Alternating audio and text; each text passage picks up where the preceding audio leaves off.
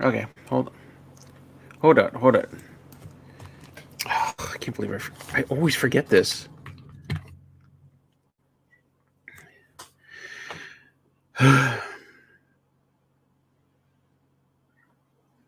Connected. I gotta change that. Obviously, it's not Jeff Buckley.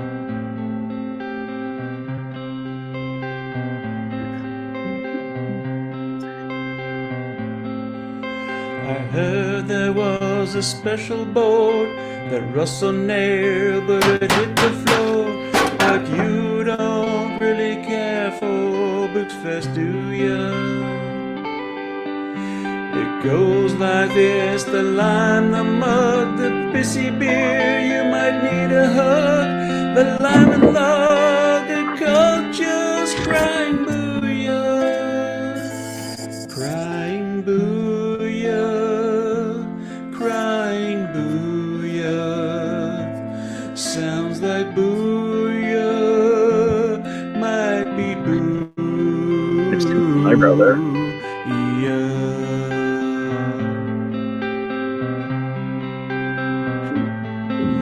You raised the lid and you grabbed a Excuse me. log. You threw a turd, but it missed the dog.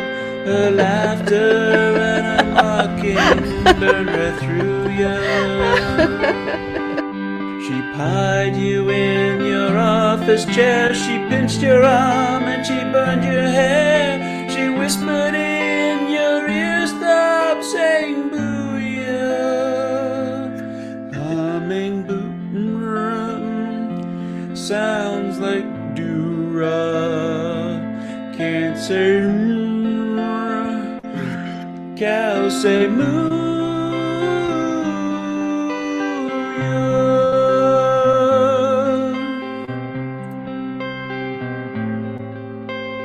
Maybe I've seen beer before, I've drank a few and I've hit the floor. This food was nice, but now I'm gonna puke ya. And I've heard you squeak on the marble throne, a solitude that you'll never own. It's a hard and it's a gusty humid booyah, humid booyah. Smells like booyah, wafting booyah. Woof, it's booyah.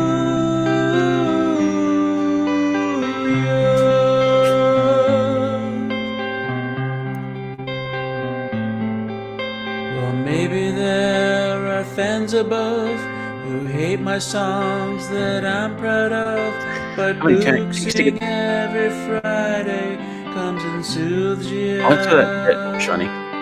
But I sing these songs for all I'm worth. They're total shit, but they're for your mirth. It's fucking work, so sing my stupid booyah.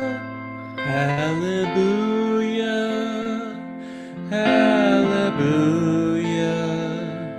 hallelujah, hallelujah, hallelujah, hallelujah, hallelujah, hallelujah.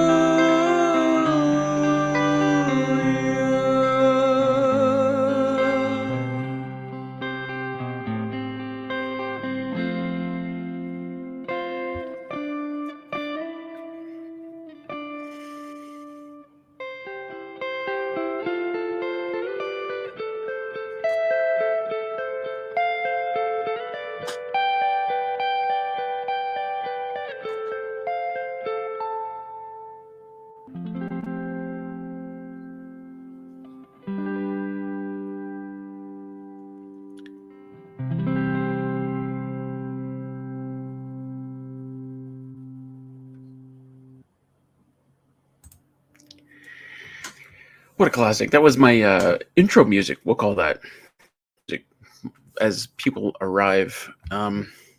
Yeah, Shiny, 2 takes, actually. The first was a dry one. I just want to see how I lined up in front of the camera. And the second one was a wet one, and I think the first one was better actually. The first take. But there's only so many times I'm going to do a wet take on that. I've been drunk to hear it on. Must have been too drunk to. Oh, well, thank you, Scott. Welcome to this, everyone. Carol, you're going to have to explain what. Russell, this is a live shed building. I don't know what that means, Carol. You're talking about workshop? Bike Whoop, welcome. Charles and Anna, welcome. Chris Powell, welcome. Chris, sorry. There's Chris Peanut Trucker. Scott the Antichrist. Yep. Shawnee, William Strom. When are you planning on a conversation with non-humans? Well, I talk to the dogs all the time. Critics rave, Russell on the throne left me speechless. Yes. A true masterpiece. Thank you. Well, actually, one of the reasons I played it earlier because I want to talk a little bit about it. So far, let me check my latest analytics. I think City Girl might be joining us soon, too. Yeah, latest analytics shows that I've lost 16 subscribers because of this song, or because of that video, let's say. And and I'm one of those people that I'm not too worried about losing 16 subscribers, especially when I have 57,000. Well, now I have less. The purge continues. I've lost so many subscribers in the last few weeks. It looks awful. You look at my social blade, it looks awful. What is it, little girl? What is it? But I'm one of those guys. I got to try something. It might suck. It might not. I don't know. Things like the pea soup video didn't go over that well. Didn't get a lot of views. But whatever. I got to try stuff like that. Tim Kiki, welcome.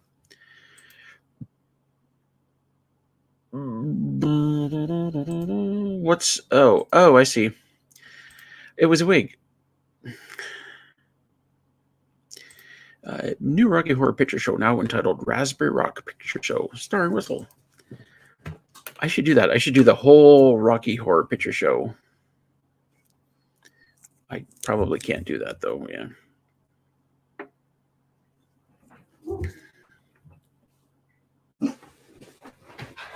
Do you really want to go out there? There's bugs and shit out there.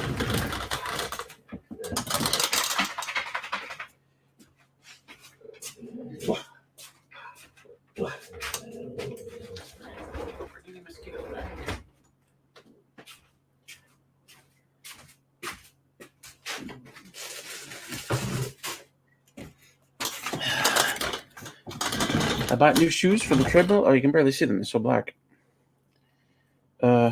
Biggest shoes. I mean, God, they have very few size 13s, which is what this is. And I wanted to try a 14 because I thought it was a bit small. They didn't have a size 14 in the whole store, except for basketball shoes. They had bigger, of course. But I mean, like, why have my feet gotten so big? I was a size 10 when I finished high school. I haven't grown in any other way. I mean, other than putting on some fat and stuff.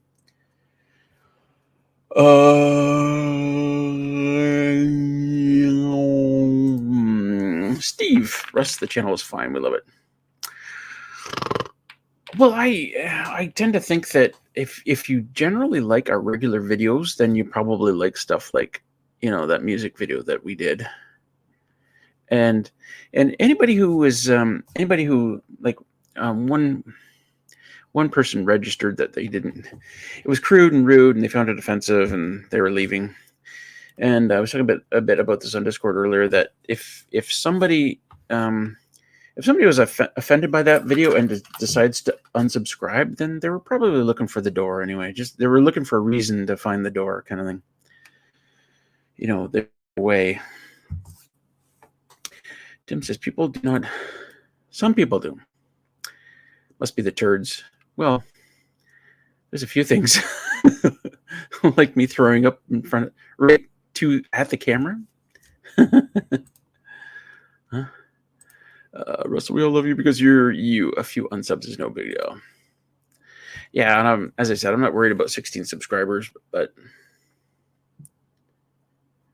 I don't know. It was one thing we had to try it anyway at some point, right? We do these music videos and we only show them during live streams. At some point, I was going to try, putting one on the channel, and this one is as good as any, as far as that goes. City Girl's about to join us. It looks like she's got some wiring thing going on. Are you ready? You're muted. Trying to find the button. It's probably a StreamYard thing. Oh, there. There Can you you hear go. me now? I can hear you. Nice. Nice to see you again. Hi. Hi. It feels like we just saw you. I mean, anyway. Yep. 3 live streams in a weekend? Sure, why not? Why not? So, what are you talking about? Well, I started talking about losing subscribers because of that music video. Oh, yeah. We've lost 16 subscribers. How do you feel about that? 16. Well, you compare it to how many subscribers that you have overall, and I wouldn't worry too much about it. Yeah, I don't know if you could hear what I was just saying a few minutes ago. Were you listening? No. Yeah, I was saying, well, first thing is anybody who left because that one video was probably looking for the door anyway and just needed an excuse. And then the second thing is, what was the second thing, guys? I don't know. I think that if people like our regular videos, then they'll like something like that. If it kind of, especially it doesn't make sense. We do live streams every Friday night. If somebody's offended by that one music video, what do they do about our regular live streams? Do they just pretend they don't happen, or I don't know. Yeah. I don't know, because you could choose not to go to a live stream. I mean, you can choose not to watch a video if you don't want to. So, yeah. Well, that's a good point. I mean, as soon as that one woman started watching and decided it was too crude for her, she could have stopped watching. I wonder how much she did watch. We won't know. I wonder how much she did watch. Oh, there. Sorry. You got the video playing. Yep. I just had to get some stuff organized because StreamYard has this very blaring white background. It startles me. Well, if you don't want to read chat, you can maximize this window here. There's a little on the bottom right. There's a little maximize button, and that makes it all really dark. I'm gonna pop the chat out. If you don't want to, oh yeah, you could do that. Well, you could do that too, and then overlay it over this chat. Yeah, that could help a bit. For the life of me, I don't know why they don't have a dark mode. Yeah, I don't know either. Where the heck did it go? Damn it. Anyway, continue. Well, sorry. Well, how about yeah, I'm not sure how much more we're gonna talk about that, but hey, check this out. I was going through the Logitech camera settings. We were having a problem with this earlier, and I've noticed that it's still, the room gets darker and brighter still. I was like, huh? I can't not figure out for life me how to turn that off. I mean, really? At one point we were able to turn it off, but stupid camera. Now I can't make my regular camera work. Damn it. Yeah. I noticed that, like, when I was doing my coffee chat this afternoon, and you were trying to fix like the technical stuff there, and then all of a sudden the lighting just went really, really dark. I don't know. I don't know what is up with that. And I was using my Logitech just now. And I have to say, I'm not too impressed with it. You know what? I hate. I I'm gonna get on a roll here, but I hate when software updates and someone decides, hey, we're gonna give you some new features and we're gonna turn them on automatically, and you're gonna have to figure out on your own how to revert back to the way it was. Like some people tell me, like this the search bar on Windows 10 here. I used to click it and it would be like a search history. The first thing you'd see is a search history of the apps I went looking for. Now that's gone. I don't know how to get the search history. Instead, I've got suggested. And there's like 8 things on the list here. Tips I've never used. Email and accounts I don't use because I don't use their Windows 10 email.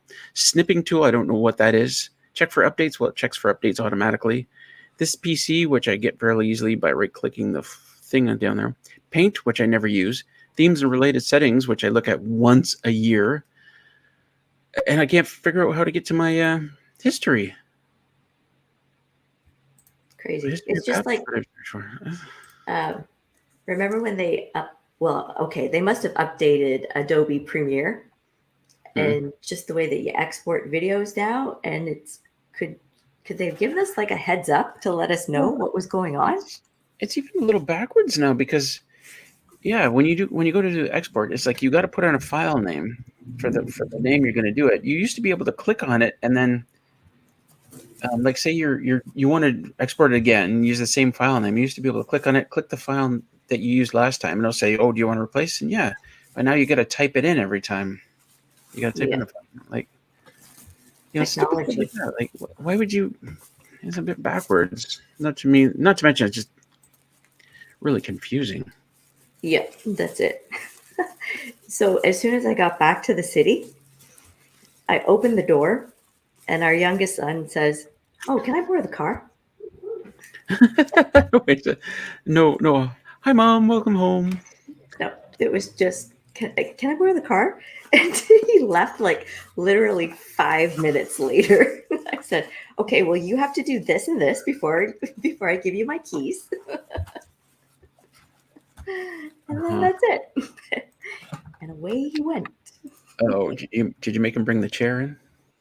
Yeah. Oh, by the way, the headrest piece of it must have flew off the trail. It's somewhere on the trail. I found it. Oh, okay.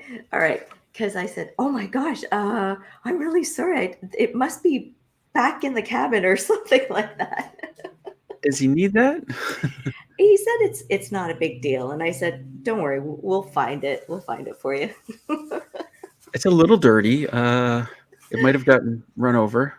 Yeah. Oh, it was great. Like he was yanking the chair out of my car, and pieces were just falling out everywhere. And I said, "Well, you can fix it." I brought the chair back.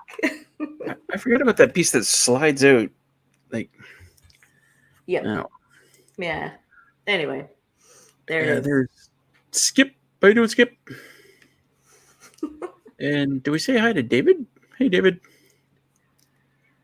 How long ago did you start? Because 9 o'clock. Oh, okay. Yep. There I was, like digging out all my equipment. Yeah, I thought you would have been in sooner. Yeah, sorry, I sort of like have things tucked away and whatnot, and but I made it, so it's all good. Short night again. Yep. Midnight. Working tonight? Your place is open till midnight on a Sunday? That's a bit weird, isn't it? Like I could see like a McDonald's, but don't you work in a hardware store or something like that, Tim? Oh. Wow. Oh, did we say hi to Marcus? Hey, Marcus. Hi, Marcus. If we didn't? No. Marcus sort of... Oh, did he get called out to work or something like that on Friday? Yeah, that's it. Yep. Yep. Yeah. Oh, my gosh. I told him all he needed to do was to put up a sign saying, use the stairs. Ha ha. Use it. I don't know. Like, I'm really glad that if the power went off here, that I really don't have any floors to climb up and down. I'm just like out. I'm just out of the building. But if you were living in a really high story condo, you're walking down all those stairs. Yeah. Well, and you're kind of in a neat position because you're on the second floor, but on the side of the building you're on the second floor. At the other side of the building, it's the ground floor. So you can just walk right out. Yep. Yep. Yeah. I love it. Marcus. So how far are you from being monetized? Well, I'll tell you this. I think I probably only hold on. I'm calling it like this summer I will be monetized for sure. I'm almost like at 3,000 hours. Nice. Almost. I don't know what's like going on because I don't know what YouTube does with their algorithms or whatever, but yesterday I checked at my 11 things video and it was a little over 1,000 views. And today I think it's like 1,500. And I went, what the heck happened here? Oh, that's nice. I don't know. But yeah, that's it. I'm sorry. You've heard me rant and rave before, but the only reason I want to get monetized is so that way YouTube stops putting ads on my videos. Well, you can still put ads on your videos, but Well, they shouldn't be doing that. they won't get 100% of the revenue anymore. That's very unethical of them. Analytics are 24 hours behind. Some are. The live view count should be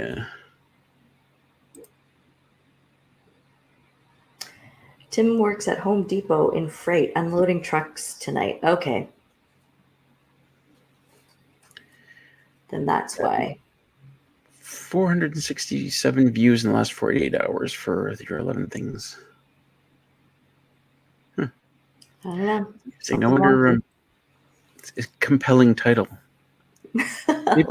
Maybe people are thinking, oh, like treasure chests and gold and I'm human sure. remains and Yep. But you know what? We have to get one of those metal detectors. The long old school ones, right? we do. And if I can get a recommendation for a good one, I don't want a cheap one, but if I can get a recommendation for a good one, I'll buy it. Because we could be rich right now. Let's be honest. Maybe something. Oh, even those like fallen down trees, right? The roots. Yeah, the root ball. Yep, that's it. We could. You've gained 20 subscribers from your 11 things video. And possibly more than that, because they'll watch one video and they might check out a couple more. But these are just the people who were watching this video and hit the subscribe button while they were watching it. Okay. So it's probably more than 20. Yeah, I don't know. I find it very challenging for me to come up with snazzy titles to call my videos. You know, that people That was a good one. would be so riveted to. Oh, I gotta watch this. Well, the only way you could have made that better would be 11 things I discovered at the off-grid cabin. I was shocked, at the end of that time. I don't want to give people 10, shock you. Yeah, I don't want to give people this false sense of, oh my gosh, she's found something, a dead corpse or. If you said like number 10 will shock you, and you'll be like, look at this flower, it was shocking. Touch it. And you'll get pinpricked and blood. Well, anyway. Yeah, that's it. Lawson says, I didn't realize they were doing that, putting ads in unmonetized videos. Yeah, that started, like 6 months ago, I think, or something like that. Yeah. And nice thumbnail, by the way, there. Oh.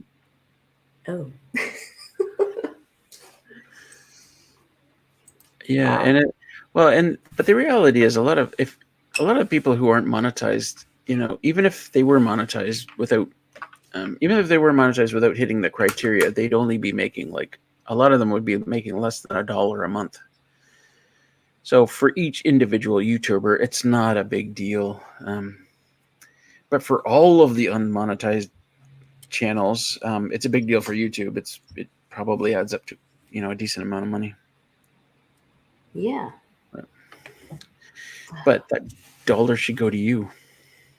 Well, it should. I can't buy like a latte at Starbucks, but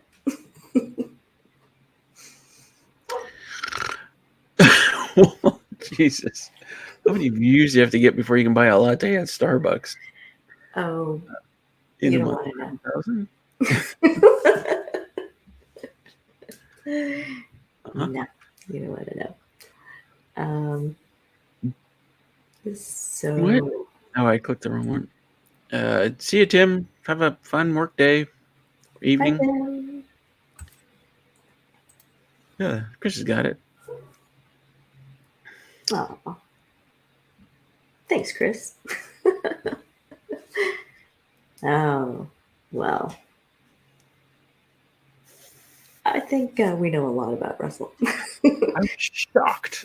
You've 11 shocking things about Russell. He wears socks with his sandals. Ooh. Bright orange socks. Oh, the 11 things video was very well. Oh, thanks. Oh, that is. I like Charles and Annalyn's 1 million views, one Starbucks latte, small. Yep. Yeah. For one of those. It's crazy. I don't know. But like even at Tim's Coffee, it's it's okay. It's not as expensive as Starbucks, but coffee isn't cheap anymore. Just saying. I don't. You know what? The older I get, the less I'm up on inflation. I don't know. I always used to, think that when older people complained about, the price of things, I'm like, come on, keep up with the times. This is what things cost now. This is what. Yeah, no, I'm totally like that now. I'm like, what the hell is going on? Yeah, but when you go grocery shopping, do you pay attention to the prices? Not really. I remember back when Tim Hortons raised the price of a large coffee from $1.25 to $1.30.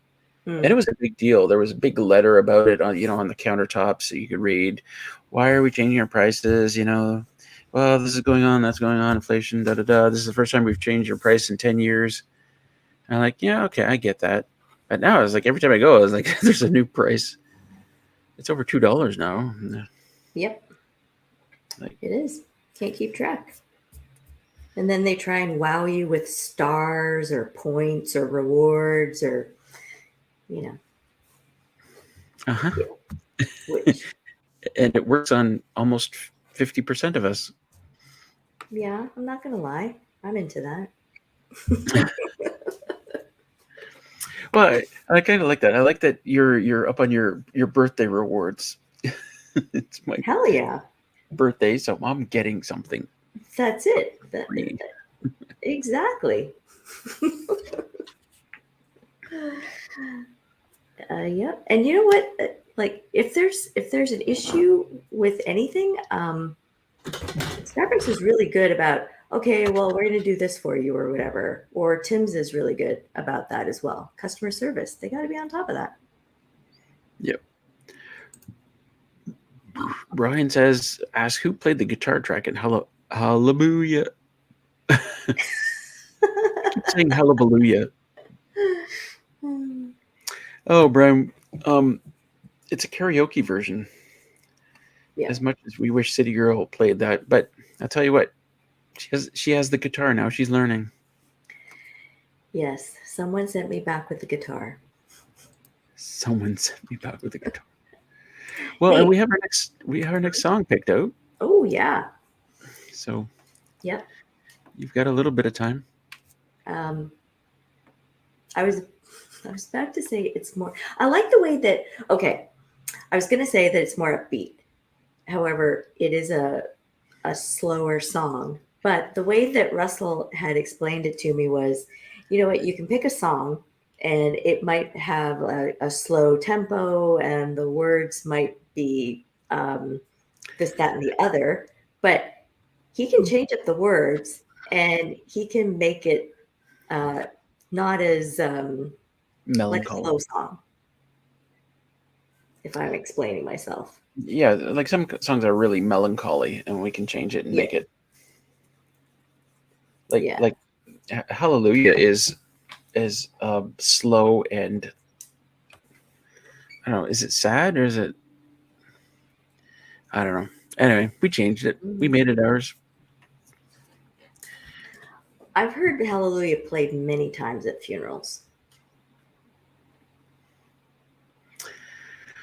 Yeah, and we looked. Did we look at another song that? Oh yeah, it was the God Bette Midler's "Wind Beneath My Wings." Mm-hmm. I could probably sing that. I could probably sing that. But you read the comments under that video. Oh, my wife died 2 years ago. We played this at the funeral, and like every single comment is like that. Oh, my grandfather died. We played this at the funeral. Boom, boom, boom, boom. Like, oh my God, are we gonna play this at a Booxefest? Well, and again, it's the words that you put to it, right? Like, we have a rewards card here, but I have no idea what the rewards are. You got to find that out. Oh, Chris, is that why you got a free coffee? Oh, goodness. I saw a free coffee in there somewhere. Mary says, when I get groceries, hi Mary, by the way, when I get groceries, I count the number of bags I get for my money. Yeah, it seems you spend a lot of money now and you don't get a lot. Yeah. I filled up today. It was $2.36 for premium. Yeah. Well, and you know my little car. Like, my car is tiny, and when I was coming up to the cabin, gas was $2.04. It cost me $64 to fill up my little car. I remember when it used to take like $30 to fill up my car. Yeah, it's more than it's like twice. It was twice what it used to be. I don't even know why. Is there a reason why gas is so expensive? Did something happen? Is it just shipping? Logistics? I don't know. Something's always happening. Yeah, that's it. Gas here on the West Coast. Whoa, $2.34.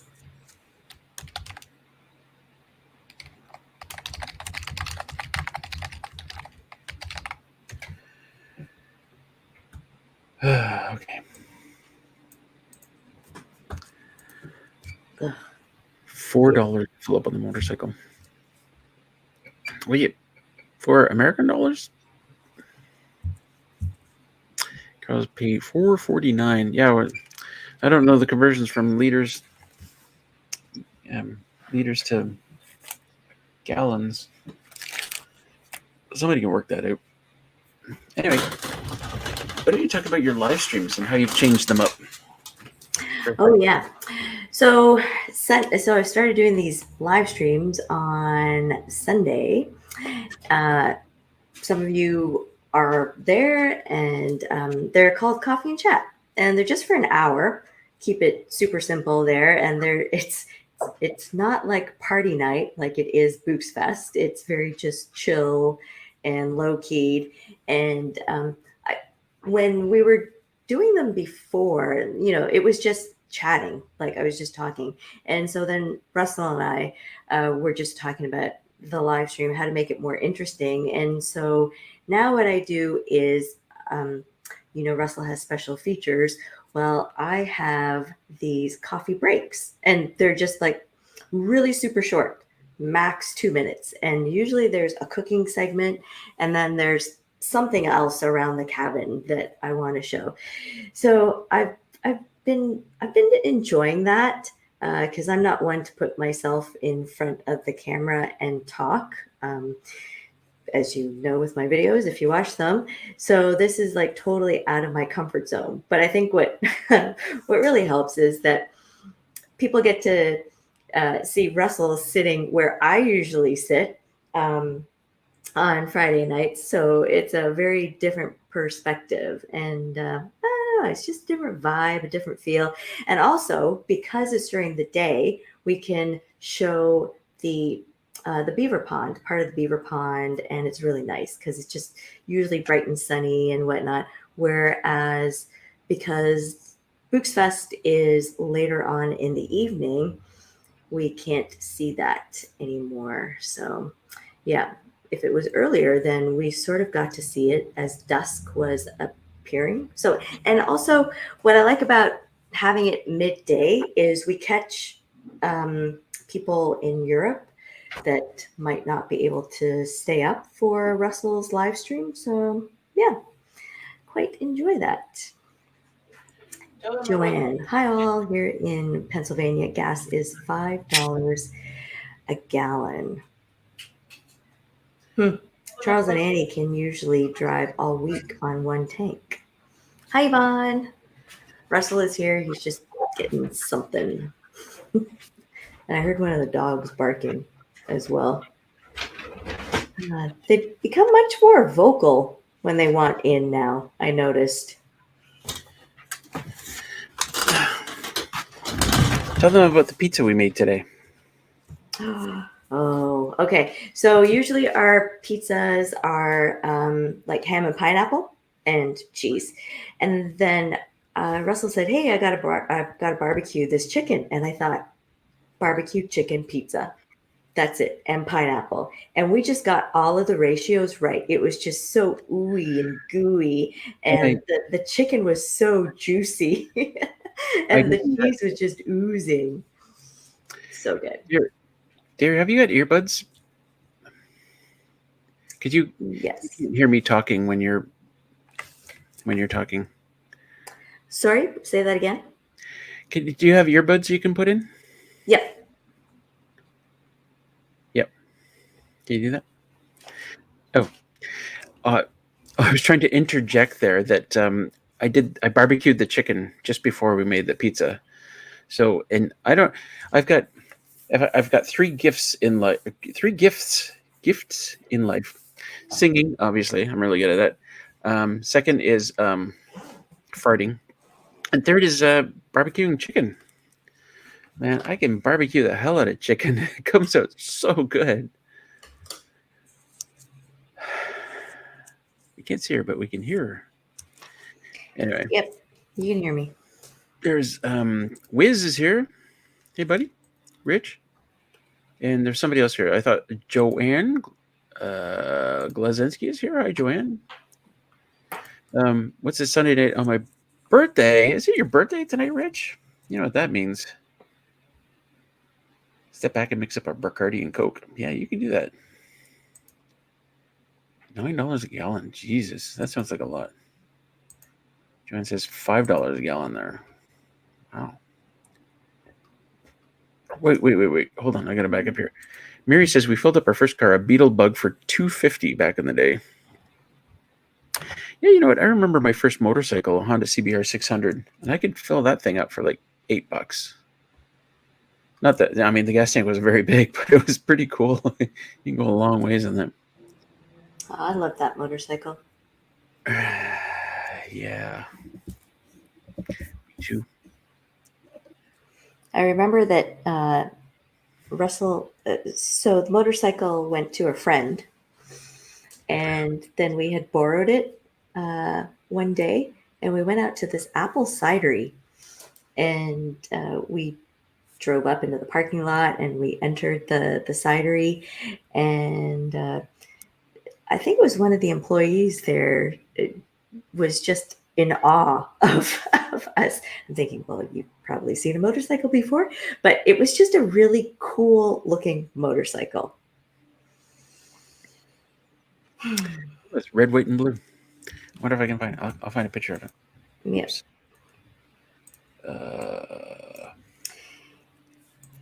Phoebe. Hey, City Girl and Russell. Wanted to say nice job on the music video. Sounded great. I almost spit out my coffee at Russell in Crapping in the Woods.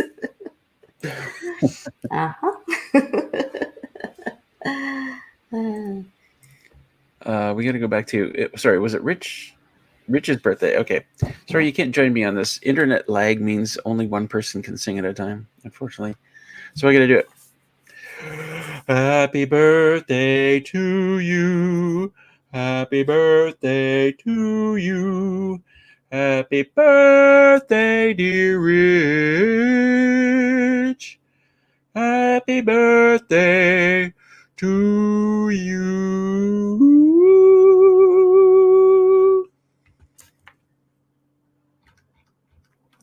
Thank you. Thank you. Oh, that was for Rich.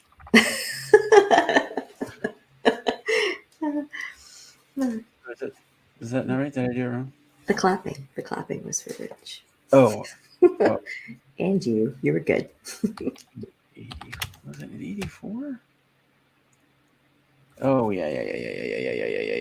That's exactly what it looked like. I'm looking for a picture of the motorcycle. Oh, okay. 1989 CBR 600 Hurricane. Well, it wasn't called Hurricane back then. It was CBR. Obviously, it's right in the picture of CBR. All right, I gotta share this. Mm-hmm. Your screen. Yep. There it is. Yep. That's it. We had some fun times. My buddy Henry, who I lived with in university, he had the exact same bike, except it was in gray and white. CBR, yeah. And we would cruise around on our bikes, and it would just look really cool because it was the same bike, just different colors, and it was awesome. Had that thing up to 220 kilometers an hour. Wow. Yep, that was the one trip that Henry and I were on with Mark. Mm-hmm. And I remember as we aged, we would have conversations about, well, if we were to have a motorcycle again, what would it be? It wouldn't be one of those. No. Some kind of low rider, sit where your back is up straight and you're not hunched over it like you're. No, that. I could be in the little side cart thingy. Side cart. Oh boy, that sounds like fun. Let's take a look here. Low rider, side car. Well, probably not this.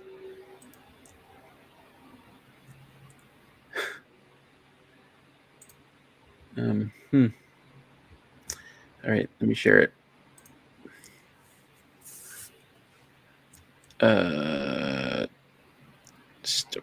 Why can't I? Do I have to stop this first? Oops. Okay, I guess I had to stop that first. Share screen.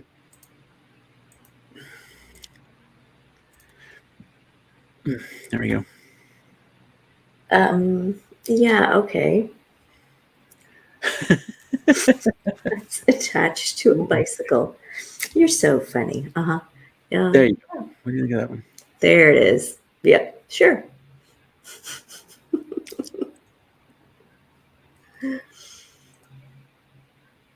Ooh. Sure. Getting pretty fancy.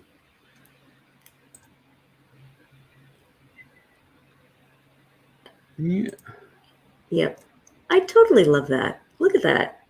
Is there a seatbelt on that thing? Look at all that space. Junebug and Willow, they could probably be in there with me as well.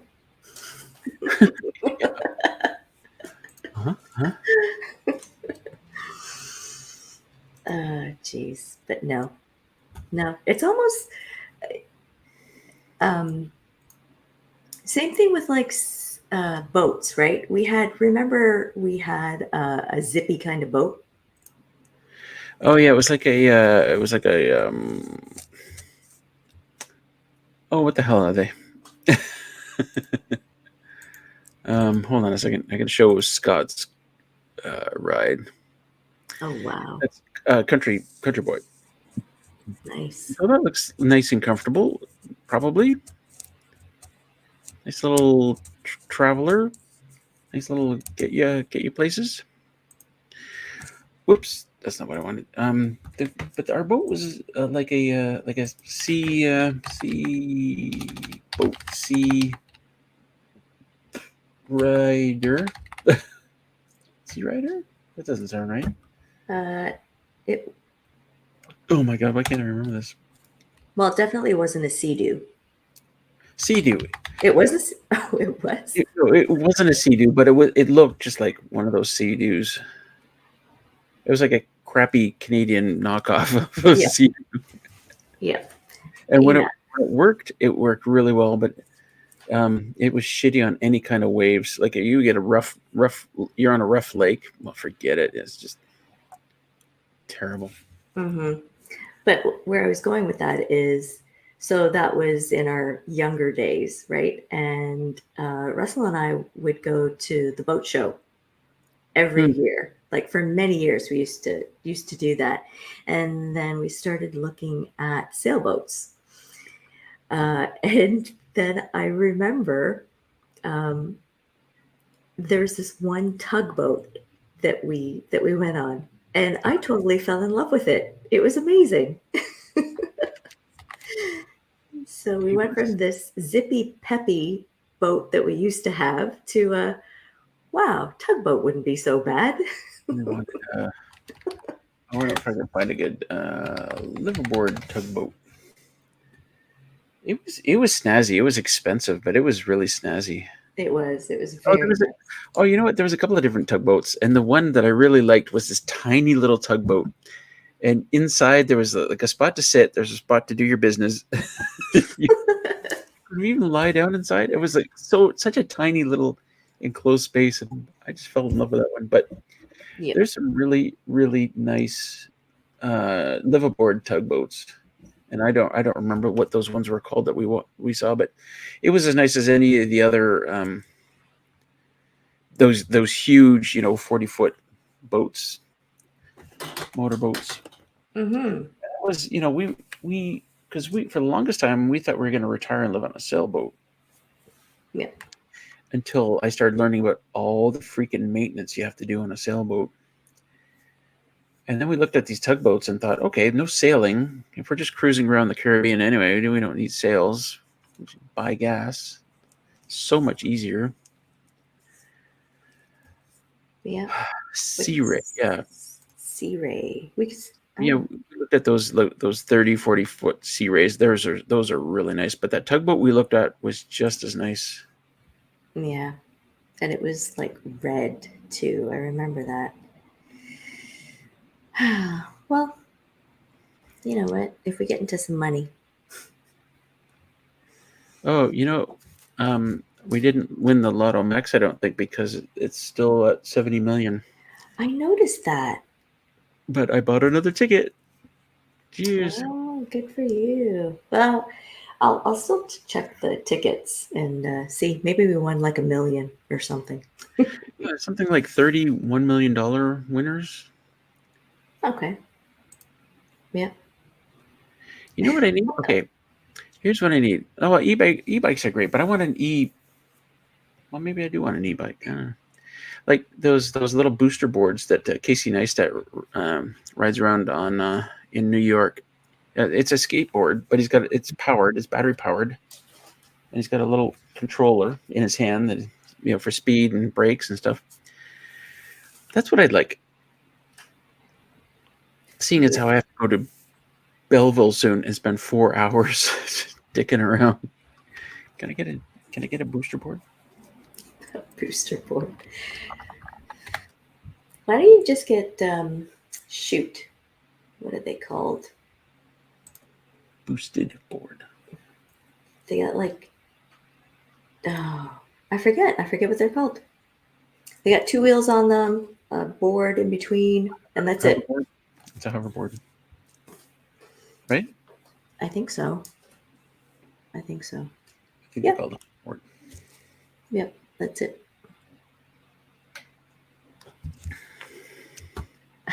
E-bike. Mm-hmm. I wouldn't mind an e-bike. Yeah, we should have a lotto dream talk. Hey, Yo. but when we were thinking that we were going to buy a sailboat and sail around the Caribbean in our retirement, we did talk about bikes, right? And booting around the islands. Yes. Yeah, on electric bikes, like foldable electric bikes. Yeah, Is that what the Winds got on their boat? Did they get foldable electric bikes? I think they did. I don't know, but yeah, we looked Okay. at it. $750 for a mini boosted board. I can write it off. Uh-huh. And they're tiny. The mini ones are tiny. It's like I've got my feet are this big, so I might have to get a bigger than a mini. But yeah, they're not cheap anyway. Oh, are those the shoes that you bought using your celebrity status there? Oh, gosh. That was the celebrity moment. Mm-hmm. That's a good question too. Like, why am I buying these cheap ass shoes from a celebrity? If you're a celebrity. Although, being a celebrity doesn't necessarily mean you throw money away. Surely there are celebrities who are frugal in their spending. Maybe. I don't know. I won't be, though. I mean, not that I want to be a celebrity, but if I win like the lottery.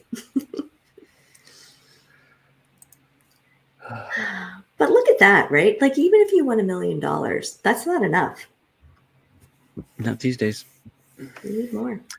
Isn't that funny? Like, it used to be when we were kids, if you had $1 million, that's all the money you would ever need in your entire life. You could live to 100 years old because you had and you'd be fine with that $1 million.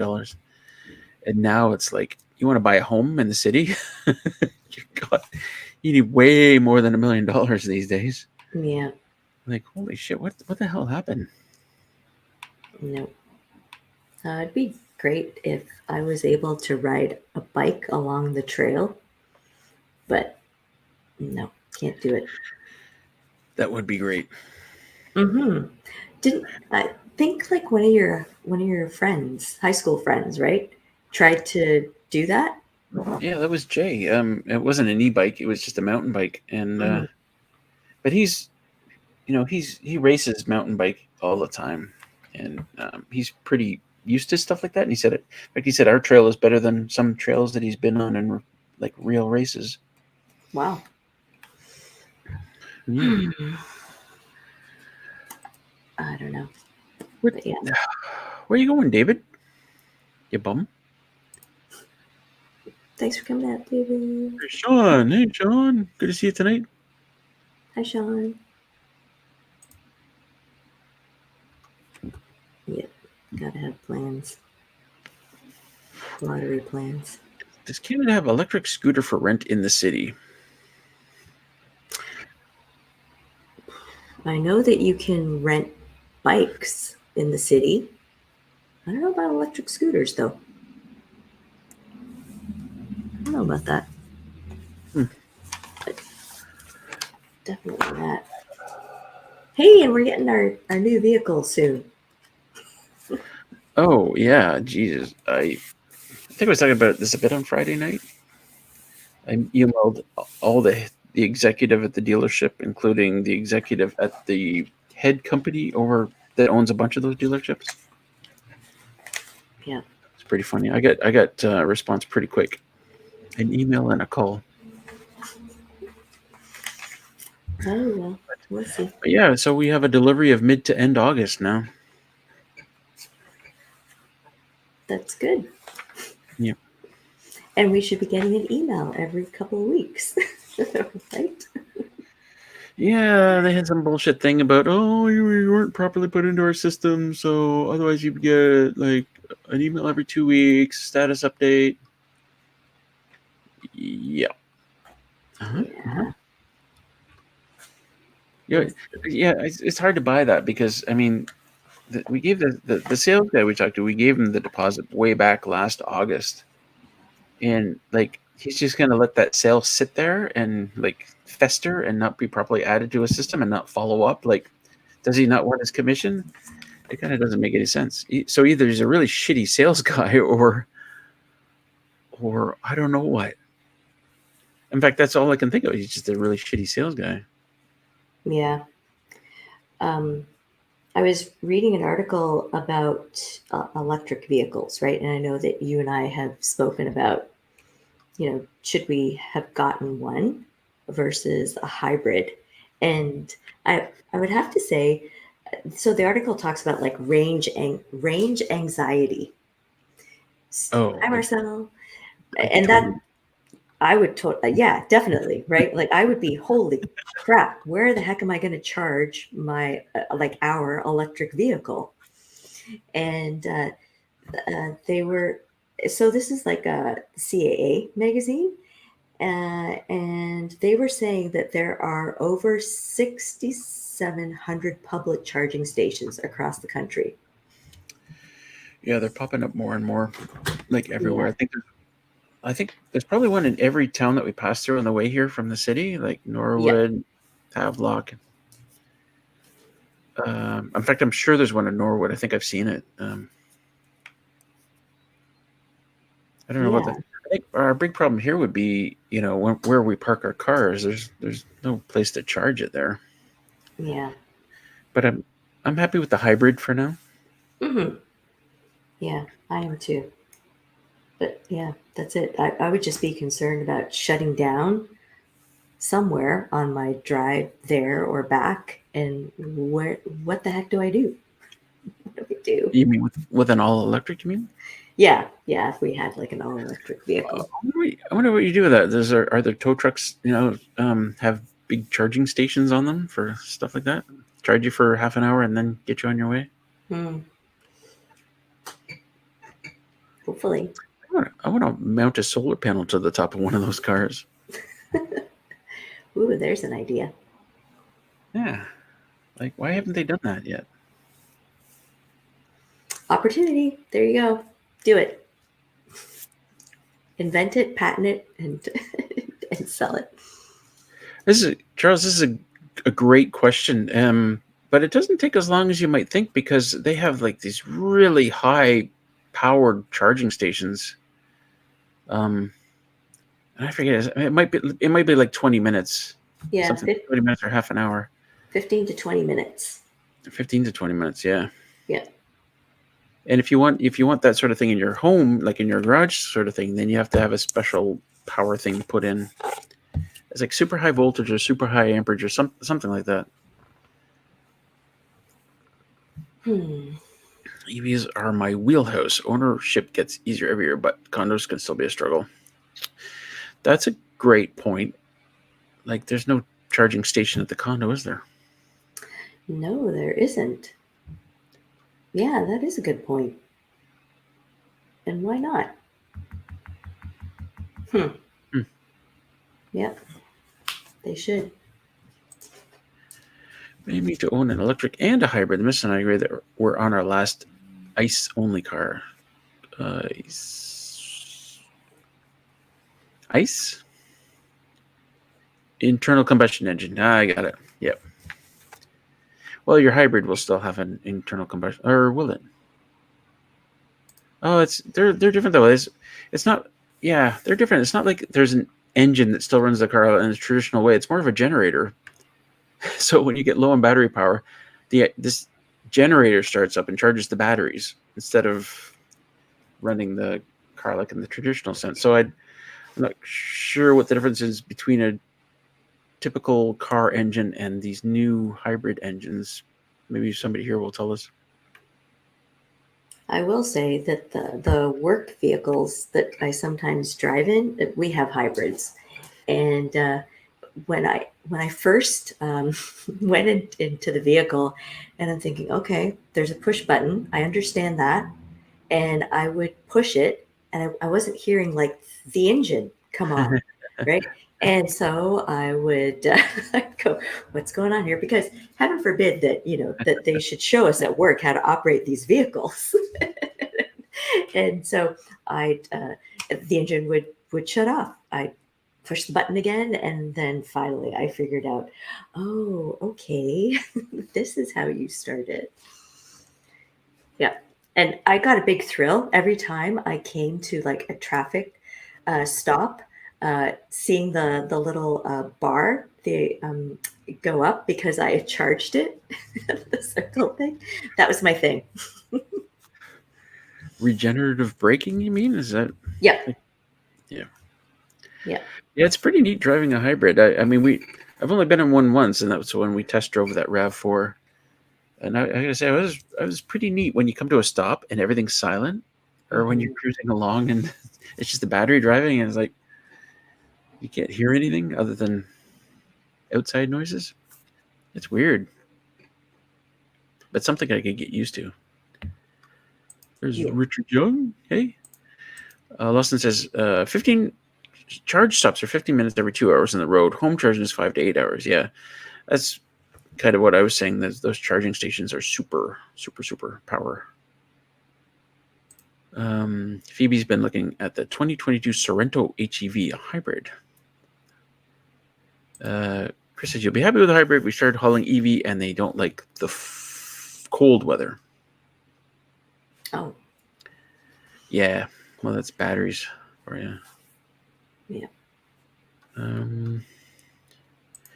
How about water instead of gasoline? Yes, there's a conversion from water to hydrogen, and your hydrogen and oxygen, right? But it's intensely. It takes a lot of power to do that. The hydrogen cars don't make sense to me. Anyway. We're going to incorporate a weekly fast charging session into your grocery run, though. Lots of people aren't here in Washington, D.C.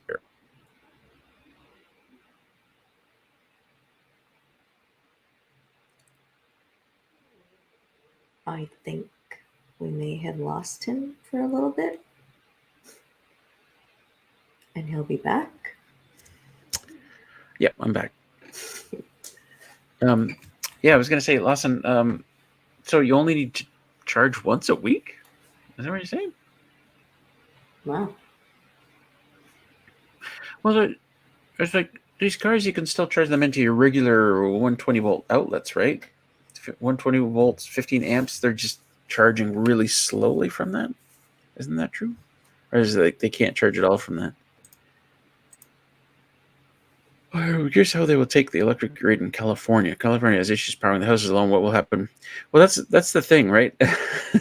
it's like yay, we're being environmentally friendly because we're driving electric cars.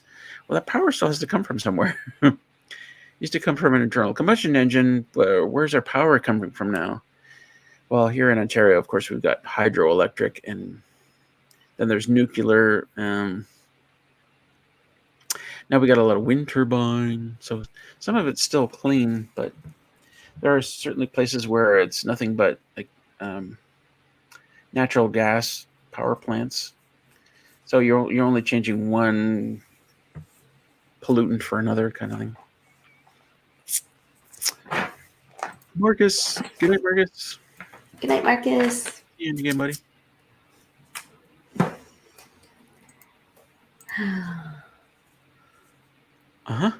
I'm not. Oh, I definitely like just when we were test driving the hybrid, I did like that quiet, that quiet sound. So nice. Yeah, so I'm really looking forward to that. Oh, this is great. It's stock footage, but it's still good. Hold on a sec. This is how they do it in the Philippines. This is actually really clever. I love seeing stuff like this.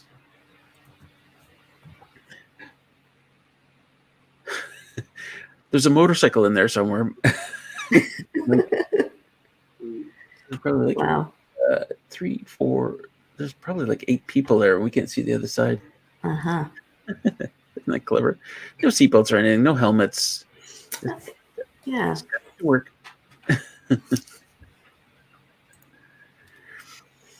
Oh my gosh.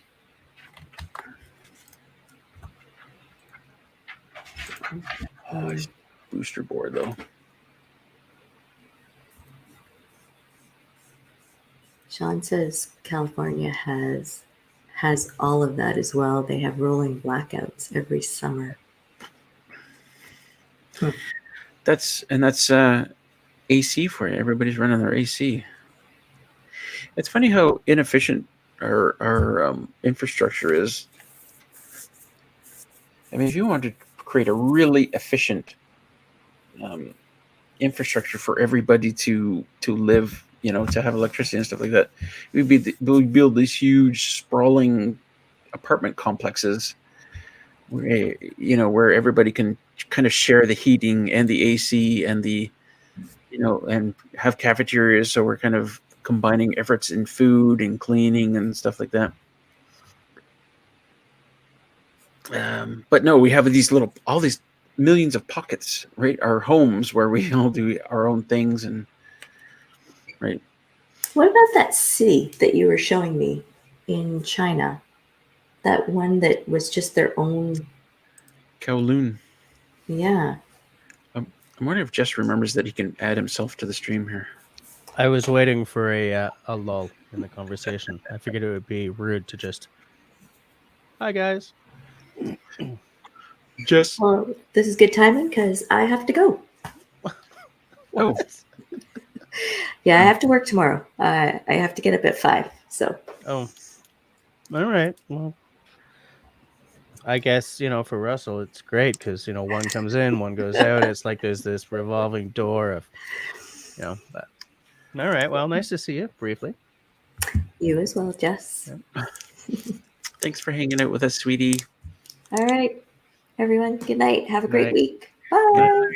We'll see you soon. I did a piece on electric cars for, I don't remember what magazine I was working on. It was when Teslas were not available here yet.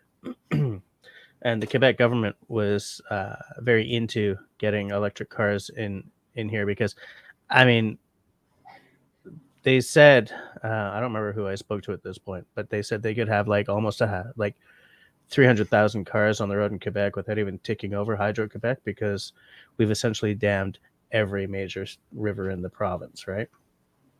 So there's a problem with mercury in the fish, but I mean, we got all kinds of electricity, but I liked what you were saying about how, if you're in a province or a state where the electrical grid is powered by coal or natural gas or whatever, then it's not necessarily solving.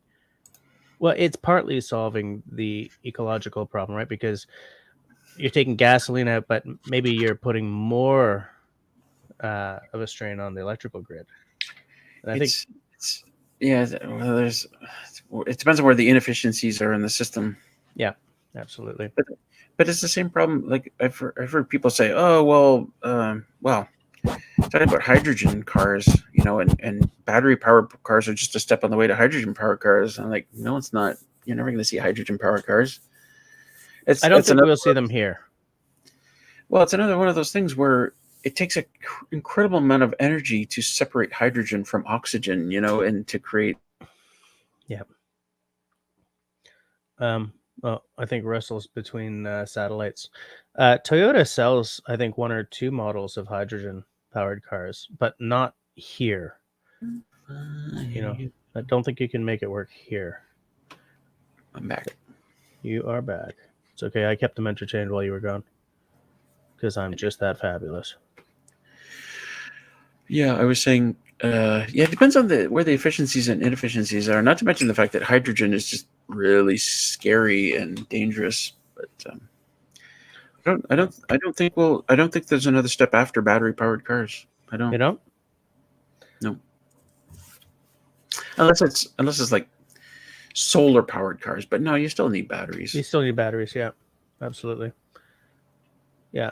I don't know what's coming. I kind of feel that if you replace an entire fleet, like national fleet of gas cars with all electric cars or something, then you're sort of swapping one problem for another.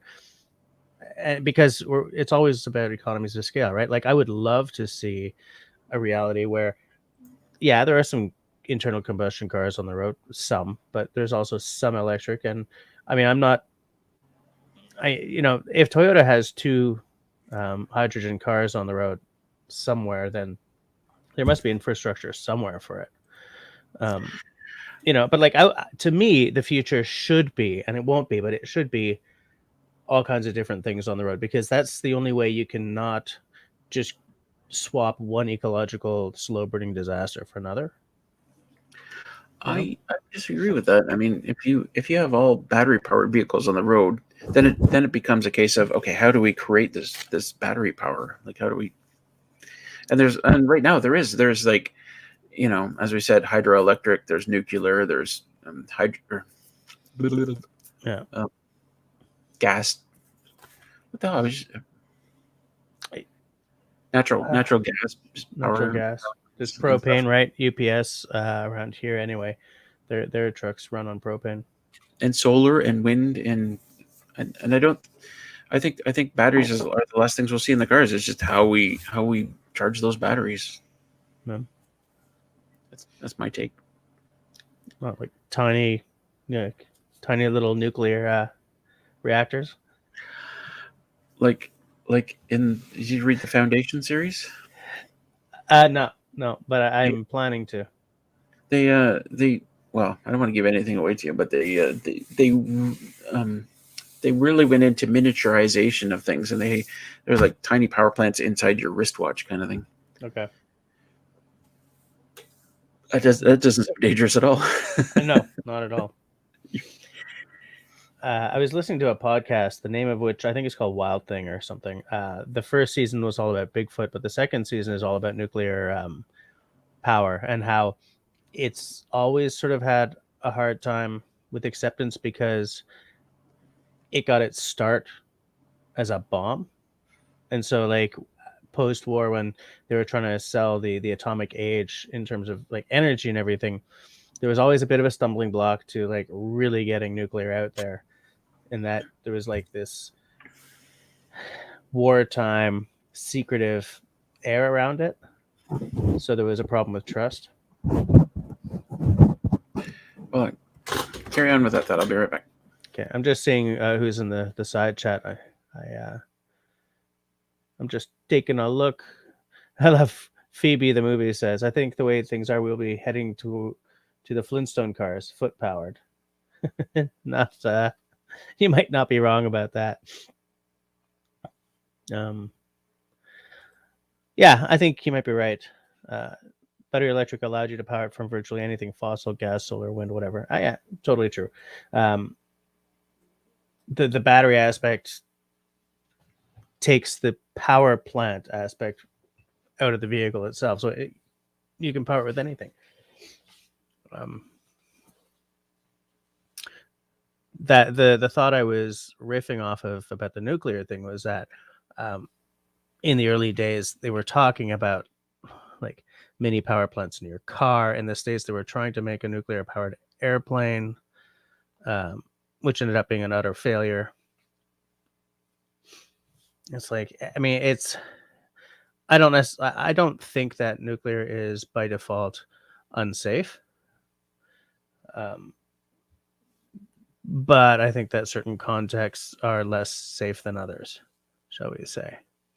And what Richard Young says here, what works for one area may not be a good fit for others. That's sort of what I was getting at when I was saying how, like, electric cars in Quebec are not going to cause as much pollution as electric cars somewhere where, the power plants are powered by fossil fuels, right? Because if you're laying more of a load on the power grid to power 20 or 30,000 cars in your state or province, you're not really greening the roads at all. If what Russell was saying, you could put if solar panels could reach some real efficiency, like 50-70% efficiency, then I think you might start seeing them show up on car roofs. But right now, I just think that powering them up with panels is just too long. Unless it's a car you only use like on the weekends or something. They have been getting more efficient. Uh, No. I want to say you're talking about nuclear power, and I would have to agree that it's fairly safe. The part I don't like is that now you got all these spent. Somebody will check my terms here, but we get these The spent spent fuel rods. fuel rods that they have to be kept cool for centuries afterwards. Yeah. Centuries or thousands of years or something. I don't know. Yeah, it might be And millennia. there's like the last time I checked this was a few years ago. There was over 460 nuclear power plants around the globe. That's the kind of thing that scares me about. And what should be scaring more people is the fact that every nuclear storage facility in the United States is a temporary facility so far, because they tried to put like a permanent storage facility in at Yucca Mountain, and that ended up being a shift storm of public opinion, so they couldn't do it there. So like they're by default, temporary storage areas are not as secure and impermeable to leakage as a permanent design facility. So someone got to get on that, like now, But it's nobody wants it in their backyard, right? Of course. Everyone's like 3 Mile Island, Chernobyl, Chernobyl. The fact that we can name all of the nuclear disasters that we've had tells me that they aren't that common. Fukushima. Right? They're not that common, and I think you're right. They're pretty safe. The only problem is when there is a problem, it's fucking disastrous. Yeah, it's big. It's big, and it's all over the news because it's so, and because we're still afraid of nuclear, and for many, many reasons. That one being one of them. I like this comment. Whoops, and I just took it off by accident. But hey, you all saw it, right? I saw right? it. Okay. And it's true. It's true about a lot of things. Like nobody wants a new dump in their backyard either. Garbage dump. No, nobody does.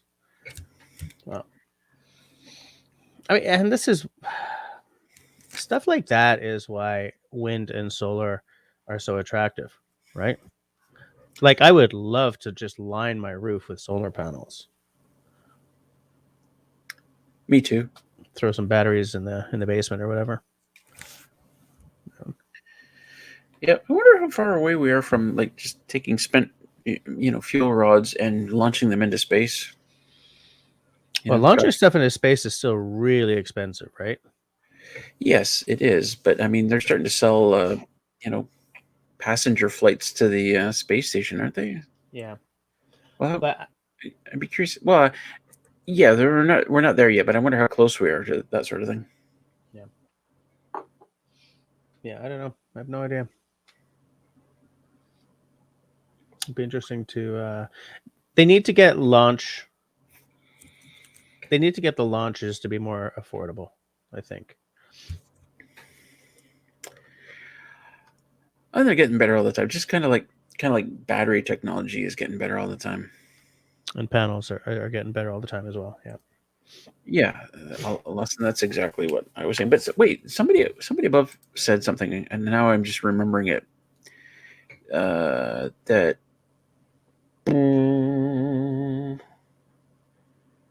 There are okay. Yeah, Brian says Shell has hydrogen fueling gas stations here in Vancouver, Burnaby. There are chemical plants here that produce hydrogen as a byproduct of their main process. I would love to know what that is. Yeah, like if that's pretty much the only way you can do it, right? Well, I mean, you can create hydrogen and, as a byproduct, have oxygen collection. Mm-hmm. But I'd be really curious what they're doing that produces hydrogen and it's a byproduct of their main process. I would love to know what that is. There's, I think, one fueling station in London, England as well. One of the guys from Top Gear / through the Grand Tour, Captain Slowpoke, what's his name?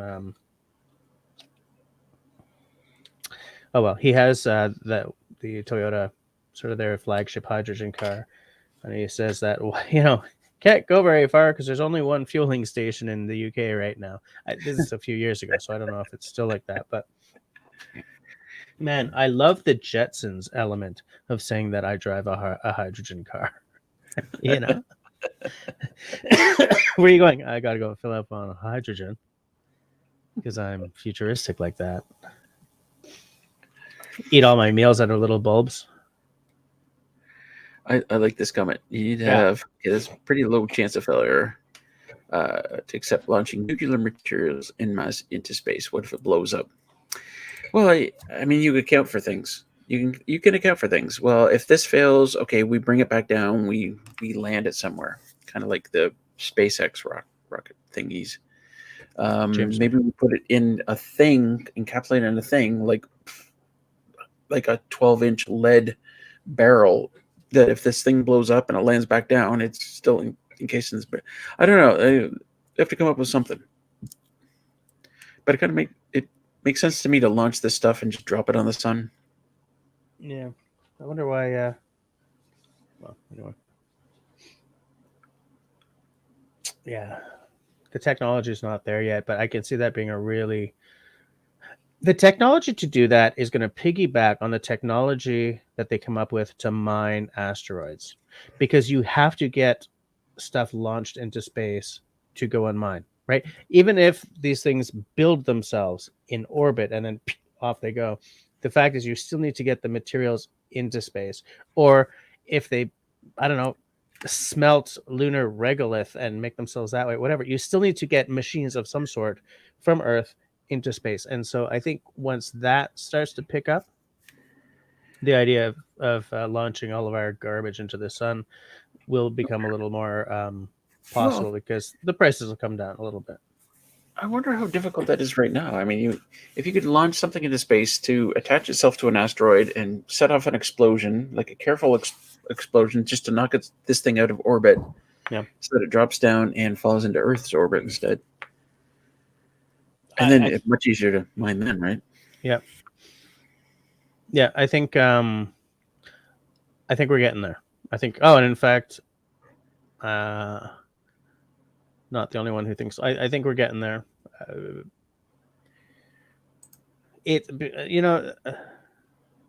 Alkali plant. They take salty water and electricity to make caustic soda and chlorine.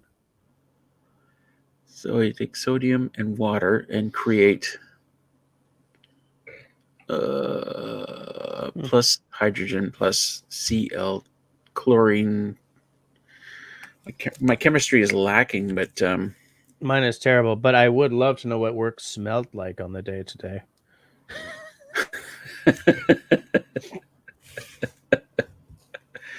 Well, that's interesting. This could be a thing. Yeah. solar panel roads, sure.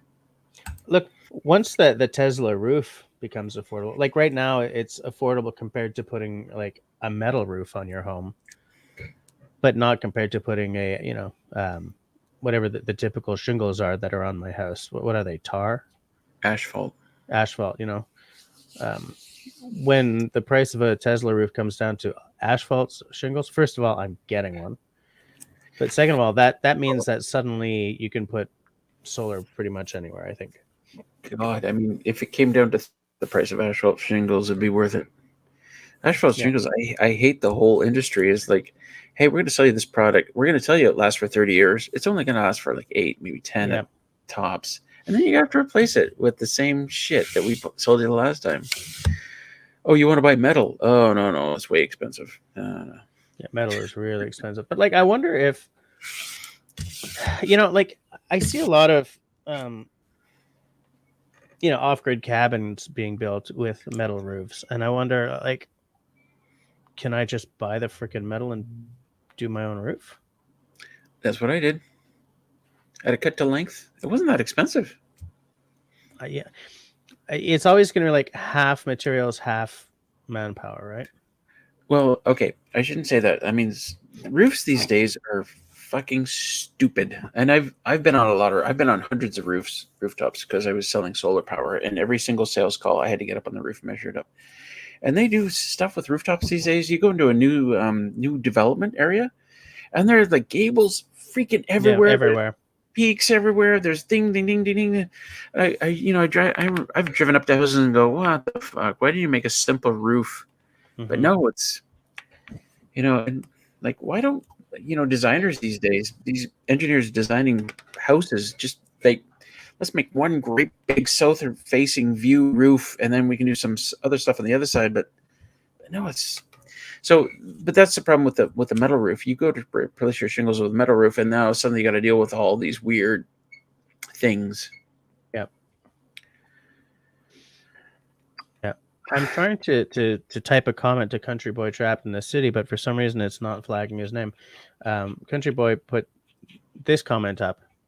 There's alkali lakes all over BC and they stink. I can't imagine what the process would smell like. But Brian said it smelled like low tide. It was on the waterfront.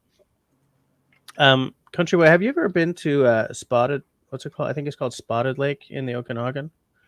I think that's an alkali lake. I think. Oh, oops! What did I just do? I was going to there say, it is. Okay. I wish I was better at chemistry because there's some neat things going on. Not that I want to make meth or cook meth or anything like that, but anyway, go back to what you. I like how that's where you went. Cooking meth. Yeah. I think that this is like until things like the Tesla roof come down to the everyman price or the every homeowner price. Because I don't think the everyman is going to be able to afford a home anytime soon. Yeah, I think this is a good way to go. I would love to replace my roof with a metal roof, but that's what you've got though, right? Yeah, exactly. Yeah. And this roof is going to last a very long time. And the panels are rated to last like 40, 45 years. As long as they're installed properly, which mine are, of course. Seeing as you know what you're doing. Yeah, well, I had my buddy out to do it, who is a professional solar panel installer, of course. So, right. Yeah. I wonder if I would be allowed to do my I live in a city, right? I don't live in an unincorporated township or anything. Like I have to deal with a lot of permits and stuff whenever I want to do something on my house. And I live in a borough that is really sticklers. So I wonder if I'd even be allowed to put my own metal roof on. Oh, come on, really? Don't know. I don't know. Do it. I mean, they're real good at making people reverse stuff they've done around here because they didn't get prior clearance. See that? Okay, some things I understand. I understand curb appeal. I understand if your neighbor decides to do a kind of a race car thing in his front lawn, smash up derby, all that. I understand that because it's going to make your house harder to sell. You're not going to get the money you want to do it. But some stuff's just stupid. Like every other house on your street has asphalt shingles, so we can't have you doing metal roof. No, I don't think I would have no, I don't think they would give me trouble getting a metal roof. I think they would give me trouble getting a metal roof that I installed because I'm not for instance, I'm not allowed to do electrical here. I'm technically not allowed to. Are you sure about that? Yeah, it's if your house burns down and insurance finds out that you changed a light switch, then there's no payout. Huh. That sounds weird. I live in a province that is so good at almost doing the right thing and then just sort of turning off the path right at the last minute into wrong thing territory that it doesn't even. That's just the way it is. Chris got his metal roof 6 years ago before it was cool, and he paid $3,000. Man, I would not be paying $3,000. Huh? Oh, Jim says he used to work for Dow Chemical, and the plant made solar shingles that took the place of shingles. Why isn't that a big thing now? Yeah. Why? Because man. If it was I don't get it because solar panels are as cheap as they've ever been right now. Yeah. And I've had people contact me and say, "Oh, I've seen used solar panels," which is popping up in Ontario more and more because Yeah. people are upgrading their feed and tariff installations. I'm like, don't buy used. It's only slightly more expensive to buy brand new. Yeah. And the used ones, there's lots of problems with the used ones, especially depending on where you bought them from. Yeah, I wouldn't go used for anything in that kind of context, you know. I like Country Boy's comment here. It's Quebec. There's a lot of weird when it comes to the rules. Yeah, that's for damn sure. You should be able to do electrical work yourself as long as it passes electrical inspection. I believe there is actually a loophole for that. Like you do something, you call an electrician to come and stamp it. I think you can do that. Well, here in Ontario, it's like if you have somebody come in and do your electrical, then they have to be a master electrician. They gotta get a permit and all that stuff. But if you do it yourself, you don't need all that. I would love to know if these Dow shingles are more affordable to than the Tesla ones. I have to look this up now. Me too. I'll do it later though. I keep grabbing the wrong mouse because right over here I have my editing computer. I was about to start editing a video, and then your link popped up, so I keep grabbing the wrong mouse. I hate when that happens. Yeah, me too. It's really tough having two computers on your desk. Such a first world problem. I did the exact same thing when I bought my new PC. I had both computers hooked up. I had one monitor on one PC, one monitor on the other. I had two keyboards here, two mice. Yeah, I totally understand what you're going through. Yep. I was like, damn it, I'm typing now. Why don't I see anything? Yep. Yep. And on the other monitor, everything's going. All these windows. What's going on? I was like, oh shit, what did I just do? Did I just enter the launch code or what? Yeah. Whoops. That's too bad. Yeah, because I want solar shingles. I want to be able to afford solar shingles without having won $30 million kind of thing, you know? It's not just and it's not just a straight up cost comparison. I mean, okay, you got to look at the longevity against asphalt. You got to look at the price difference, but also you're going to plug these in. You're going to create electricity, and what are you going to do? I mean, the obvious easiest thing is to sell it back to the grid, which means at some point your electricity is probably just free for the foreseeable future, or you plug it into batteries as a backup. But up until really recently in Quebec, you could not sell back to the grid, even though in Ontario you could. You couldn't do it. And there's always like a minimum monthly charge you have to pay, just sort of like as an access fee. Well, of course, you know, there's distribution costs and debt retirement costs, and in Ontario there's like 6 different costs. It's like you could not have. In fact, I've had people complain to me about this, like at their cottages. It's like I have my power shut off for 6 months of the year. I still get delivery charge, debt retirement charge. I get taxes. I get all this. Like 6 different things on the bill. Like it cost me $150 just to have the hookup. And you're not allowed to not have the hookup, or at least around here. But I mean, in the city, it's really tough to complain though, because our electricity is really, really cheap comparatively. Really cheap. I mean, we're still selling electricity to the northeast seaboard of the United States for under what it costs to make it. But here we still pay a very, very small amount compared to many other places in North America. And definitely less than you guys with the Hydro One. Is that what the big one's called in Ontario? Yeah. Charges crazy, crazy money. It's like, Jesus. Oh yeah, as I said, there's like 6 things on your bill that debt retirement charge. Like, what are you talking about? Yeah, absolutely. And it sucks when you're stuck with them. You know what I'm saying? Like, it really sucks when you're stuck with them, because then they got you coming and going. Well, you can. There's for a while there, it was just you had to buy from Hydro One. Then they kind of somebody's going to correct me on this, but I think they deregulated it a little bit. So, and other companies popped up and said, "Well, you can buy power from us, and we'll like guarantee this rate for the next 5 years. This rate is going to be higher than what it is now, but you take the chance. It could go lower, it could go higher. Yeah. Like, this is stupid. I mean, it's still coming from the same place. Mm-hmm. Yeah, absolutely. Just looking at Raven, talking about the Dow panels. Oh, you did exactly what I was about to do. What were 3 times the cost? Well, I think he's saying that the Dow ones were 3 times the cost of the Tesla ones.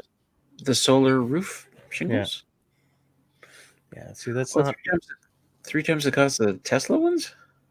That's what it looks like to me. Pay off in 5 years.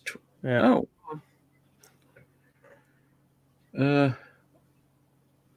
If you're selling the electricity back to the grid, you're saying pay off in 5 years. Yeah, I guess it depends on where you are. Yeah. Yeah, typically we were looking at an 8-year payback for like selling electricity to the grid, or yeah. Peanut Truck is inviting you to Florida.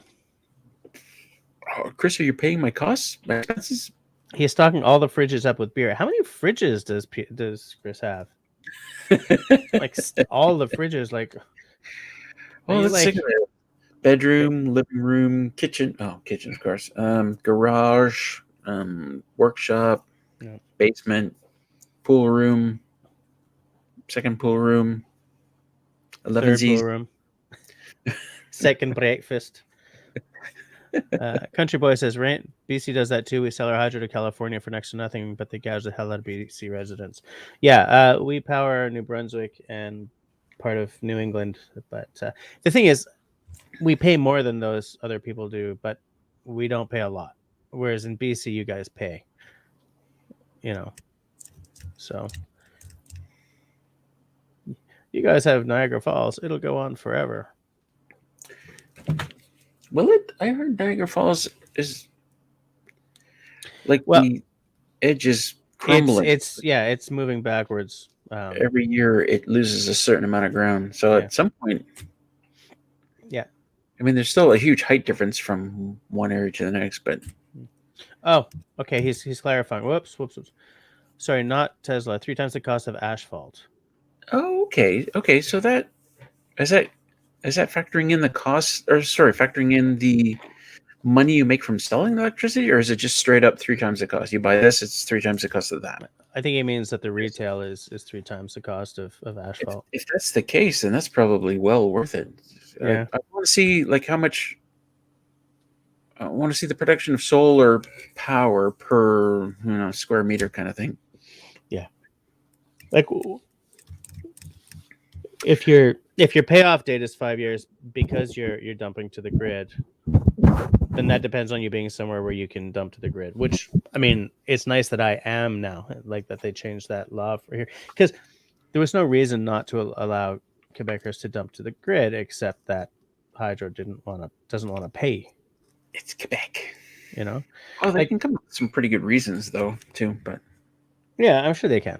But I mean, here's the thing: Hydro-Quebec is not allowed to make a profit, right? It's a crown corporation. They ask they ask for permission to be profitable, to turn a profit every few years, and they're always turned down because they're a crown corporation. So they're not charging us a lot. And I think that if suddenly, say, 30,000 houses or 40,000 houses were dumping to the grid, that might create a problem because they're not, they don't have a profit margin to play with. The problem with solar is when it's sunny, they produce power. When it's not sunny, they don't. Mm-hmm. And there's like some sources, I think like nuclear, it takes time to start up a nuclear power thingy and get it up to speed and then start producing power. Like coal plants, you could turn it off and on like this kind of thing. Okay, let's start burning shit, and boom. But you got solar and wind as well. As like sometimes it's windy, sometimes it's not. So it's hard to account for that.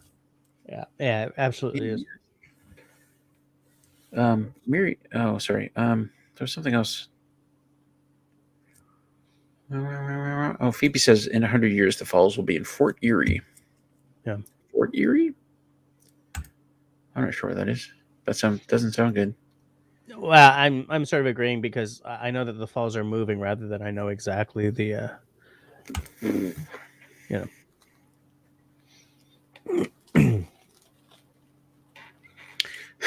I'm reading the I need to get new glasses like you would not believe, man. Reading glasses? No, man, I'm not that old yet, right? These are they're reading glasses. I see fine, except for close-up stuff. I'm wearing progressives myself. This is my first pair this is my first pair of progressives. When I got these, I felt old. House, outdoor kitchen, and the barn. Okay. If you fill those up with some craft brew, I'll be down there like that, helping with stuff I know nothing about. As long as it's dark. Nice dark beer. And not IPA, and certainly not Radlers. My God, I have a new for. Not a big fan of Radlers. IPA makes me dry heave. Excuse me. Oh, IPA. Like a cat, stepping backwards.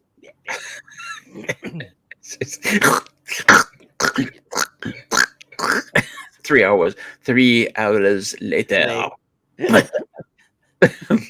Thank the gods I didn't see like somebody appear watching. Like, we're at 23. It's a good thing we didn't suddenly go to 24 while you and I were both like, that would have been like, what's going on here?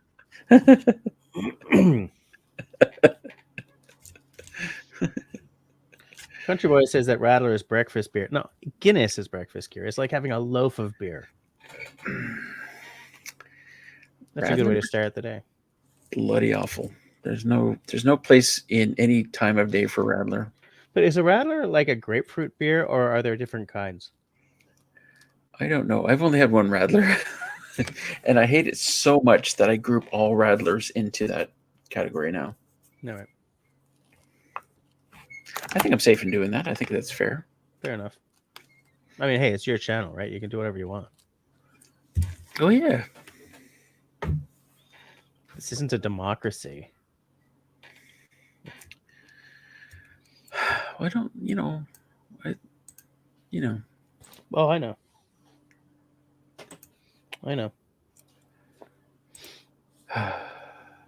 Yeah.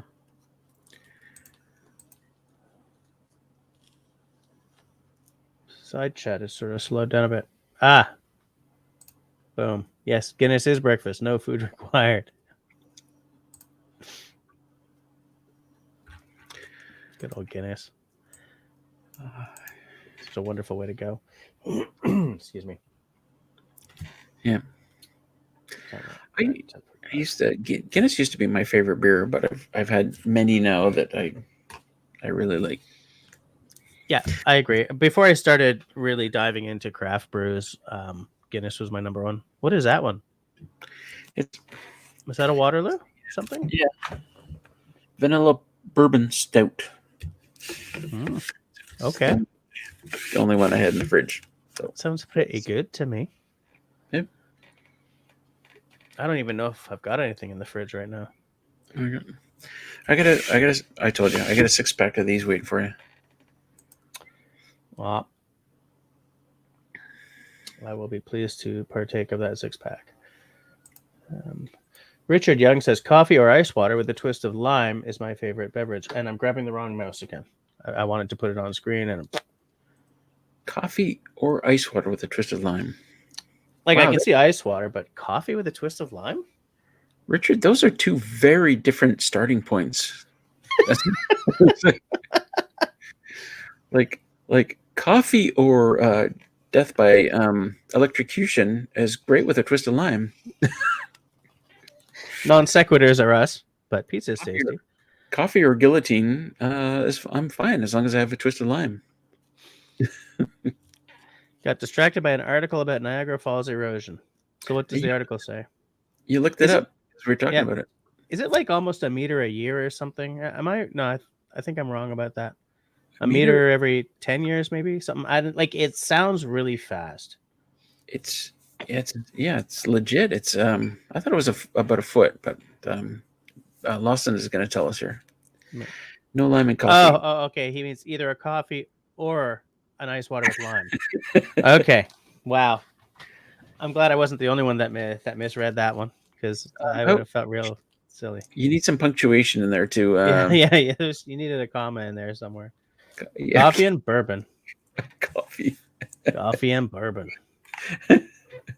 A comma changes everything. Come on, Jess. I'll fill them up with whatever you guys drink. You can be the supervisor. Chris, we're gonna have to have a talk. What are you doing down there with solar? Have we talked about this?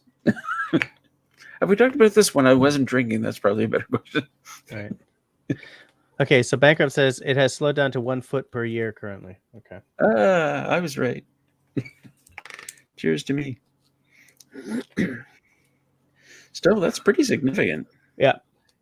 Yeah, because that means that,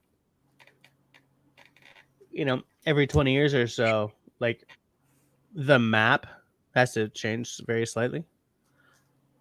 Like if you've got a... Well, I wonder, I mean, you go to Niagara Falls on the Canadian side, and you've got there's a railing there. There's a great spot where everybody stands to look at it. Like in 10 years, or everybody's going to have to shift to the right. Right. Yeah. And then what? Are they going to change the platform? Are they going to? I don't know, but I see. Because of water diversion. Oh. And okay, it's over limestone now. Okay. Interesting. Interesting. Yeah. Oh man, I have diverted. So imagine what those falls would look like if they weren't diverting 50% of the water.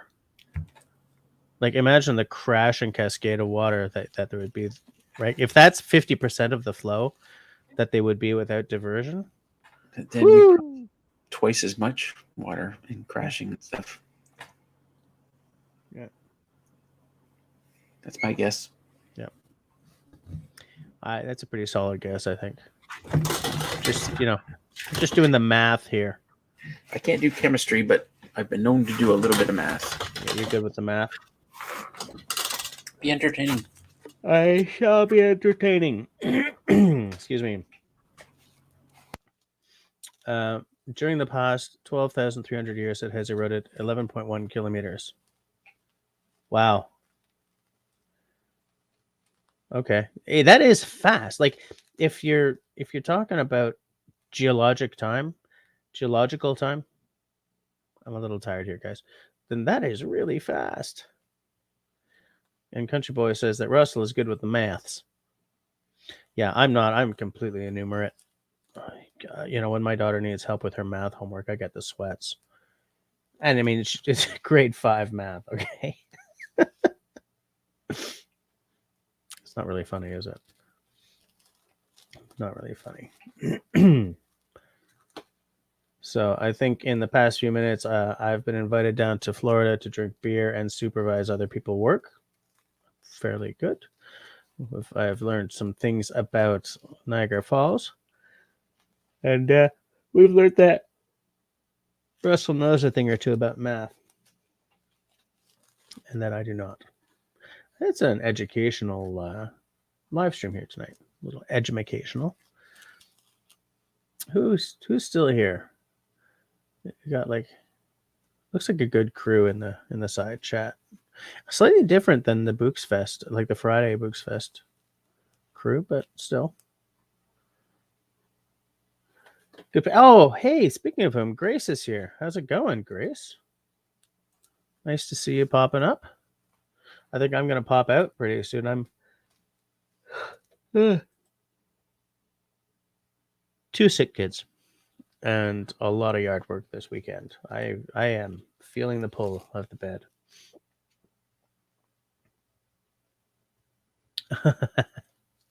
Countryway. When my kids needed help with math, I suddenly needed to pick something up at the store. Yeah, I would love to pull that, but the missus is not necessarily home early enough to help with homework. So I can't really just go deacon out to the store. I think I needed something at the liquor store.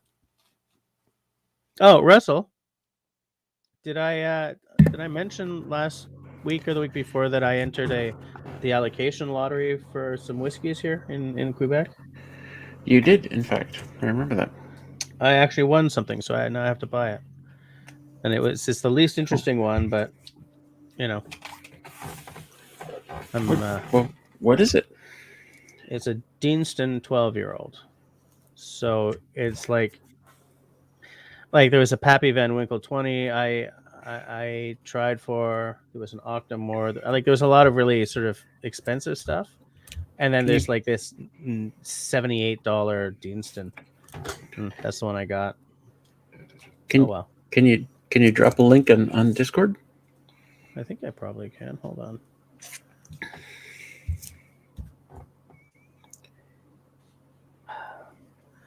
This needs new lasers. Rechercher. I totally misspelled that.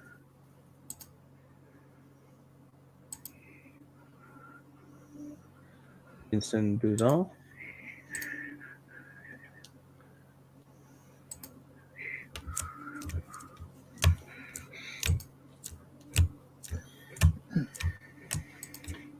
Let me share as a screenash.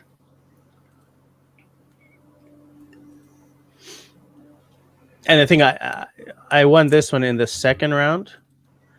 And second round. Yeah, because I didn't get anything in the first round, but somebody who got this didn't buy it.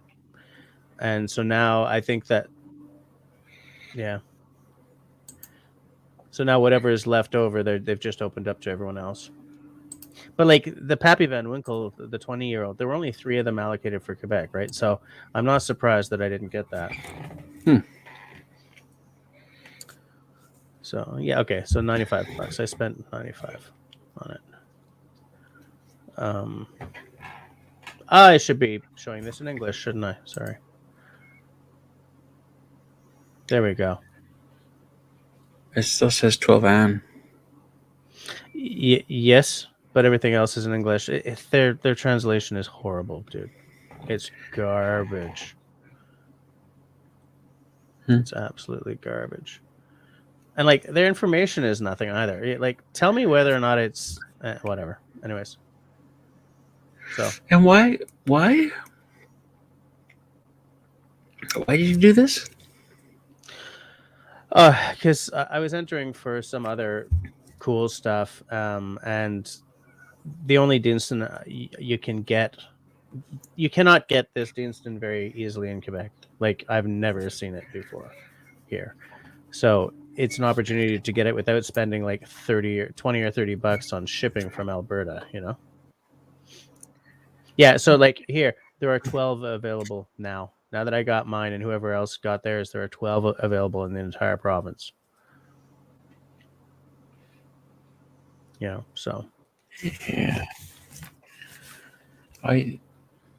Congrats, I guess. Yeah, it's the least exciting of the ones I was going for, but whatevs. I mean, I entered, so I may as well just, you know. I'm gonna look for. Now you get me thinking about it. I'm looking for the Waterloo Dark Seasonal Pack. Oh, yeah. Phoebe, the movie, says it's been exhausting. Just finished with the Niagara Falls Comic Con. Fun, but hard on the body as we get older. Yeah, stuff like that is a lot harder to. I went to a whiskey event yesterday. I went to Ardbeg Day. Because I won a cool cup. I do love me some enamel. I won a t-shirt. I said, give me the cup, dude. don't care about your damn t-shirt. But I do love enamel. And I got a sample of their this year's committee release, which I drank today, and I enjoyed massively. In the planning stages of talking about getting solar, people around us are getting it, and we have a lot of sunshine on the back side of the house, but I don't really trust these new solar places. But you mean like backside of the house, or you mean companies? Companies, for sure. Well, Chris, if you get a quote, I can look at it. I guess people are charging big right now because it's an in thing.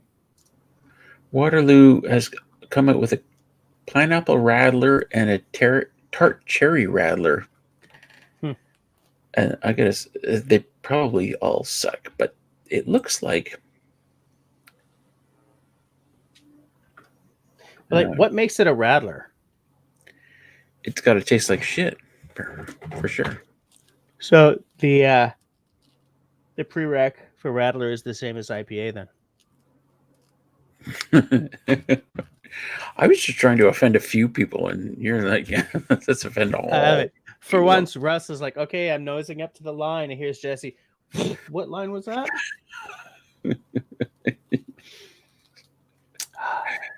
You're like, oh, what a day! What a beautiful day! Yeah. Boom. Yeah. All right, I'm staying on for 2 more minutes, and then I'm going to bed because I'm wrecked. I'm done. 2 more minutes. Is anybody else out there want to join me on screen? Peanut Trucker? My son was just at Star Wars Celebration out in California. He had a blast, but ready to get back to Michigan. Star Wars Celebration. That's a pretty big. That's a pretty big deal, isn't it? In California, is it? What are they celebrating now? Star Wars. Well, you got to be more specific than that. No, you don't. It's Star Wars. You just celebrate it. You glory in you bask in the glory of Star Wars. There's like 50 different movies and animated like shows. 50 different movies. Okay. Movies. So many different movies. So it's all part of the same magical thing. Gestalt. Part of the same magical gestalt, you know. God. Don't go G on me. Don't go G. I won't go G. Phoebe, Phobe. It's not Phoebe the movie. It's Phobe the movie. I've been totally mispronounced. Jeez, man. Now I'm all embarrassed and shit. Oh well. We're just gonna move right along. Can we just move right along? Yeah, I think we could just do that. I'm only here for 1 more minute anyway. But yeah, Peanut. It would be cool to see what getting solar does in terms of your utility bills and stuff. And what do you want to do with it? You want to have a battery backup, or you just want to sell electricity, Chris? For me, selling electricity back to the grid is secondary. I want the battery backup. I want to be able to run.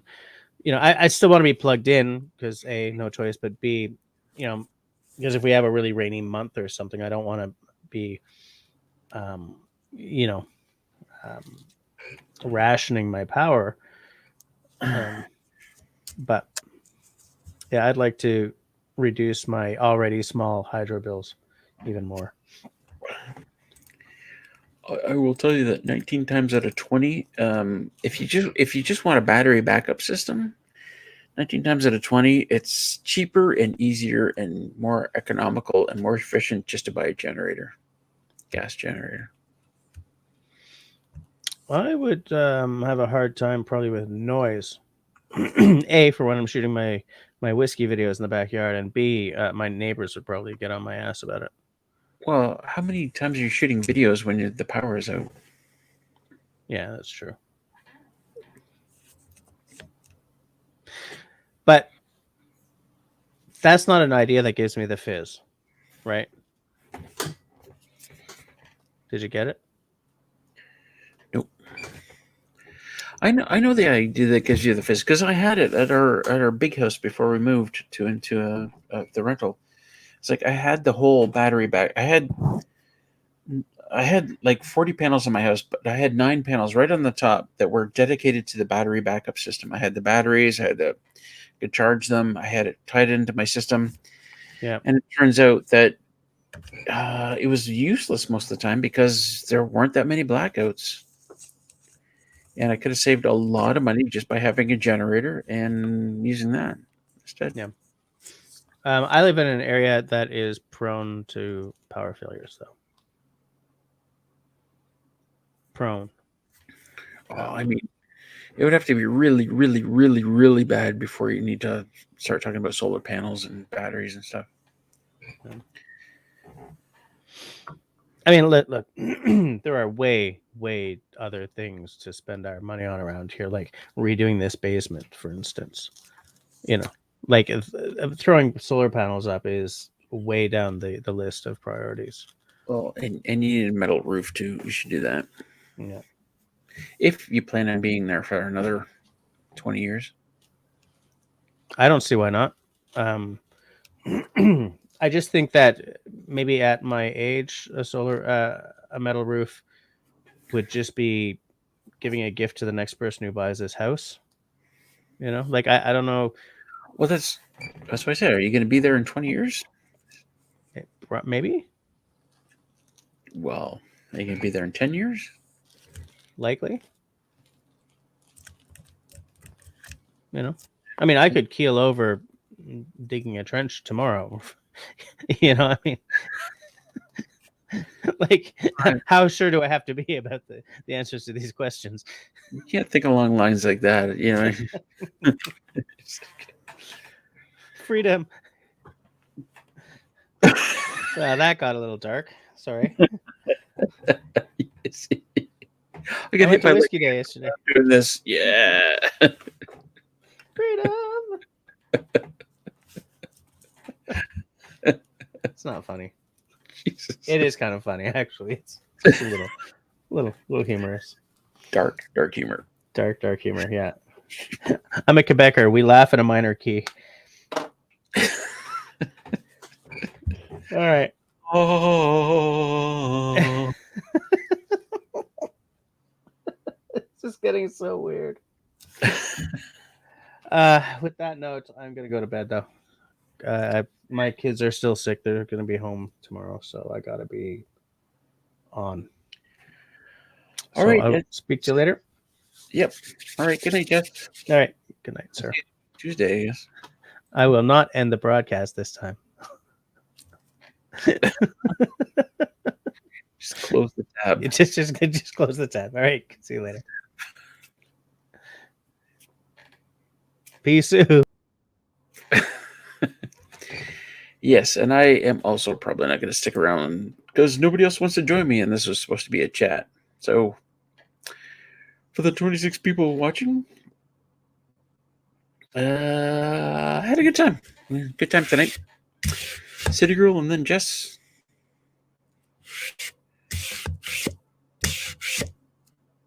Look at me drinking Molson Canadian.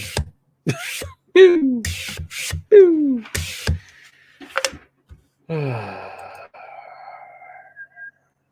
Yep, I guess we're closing it down.